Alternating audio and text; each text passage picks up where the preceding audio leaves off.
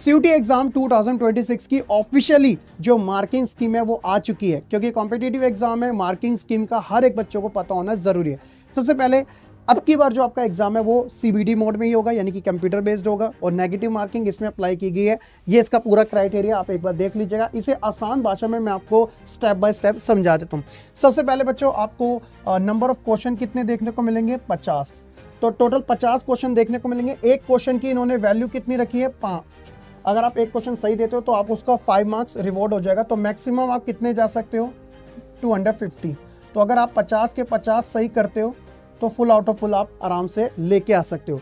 तो सही उत्तर पे तो आपको 5 नंबर मिल जाएंगे। लेकिन इन केस आपने अगर गलती कर दी, मान लो कोई एक क्वेश्चन में आपकी गलती होगी, तो 1 नंबर आपका नेगेटिव में चले जाएगा।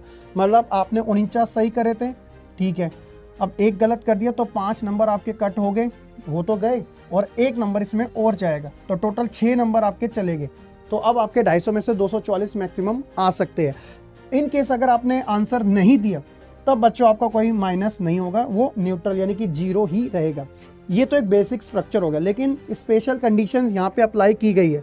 मान लो ये बहुत ज़्यादा इंपॉर्टेंट है, एक से अधिक अगर किसी क्वेश्चन में आपको ऑप्शन सही मिले, यानी किसी प्रश्न में एक से ज़्यादा विकल्प सही पाए गए, तो ऐसे में आपको रिवॉर्ड मिलेगा।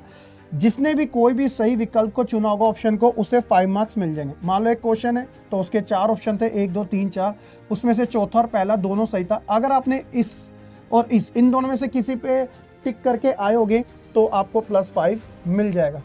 ये एक स्पेशल कंडीशन है। इसके अलावा एक और स्पेशल कंडीशन है, अगर मान लो कोई क्वेश्चन गलत है या फिर वो ड्रॉप ही हो गया, तो इसमें क्या होगा, इस कंडीशन में अब की बार मान लो कि कोई भी विकल्प जो है ऑप्शन सही नहीं था, या फिर आप कह सकते हो प्रश्न ही गलत था, या फिर प्रश्न हट गया, यानी कि 50 क्वेश्चन आने थे, देखा कि 49 या एक क्वेश्चन है ही नहीं, तो इसमें जितने भी कैंडिडेट जो एग्जाम में अपीयर हुए होंगे तो उन सभी को 5 मार्क्स मिलेंगे, चाहे फिर उन्होंने उस क्वेश्चन को अटेम्प्ट किया हो या फिर नहीं। ये एक अच्छी बात है अब की बार।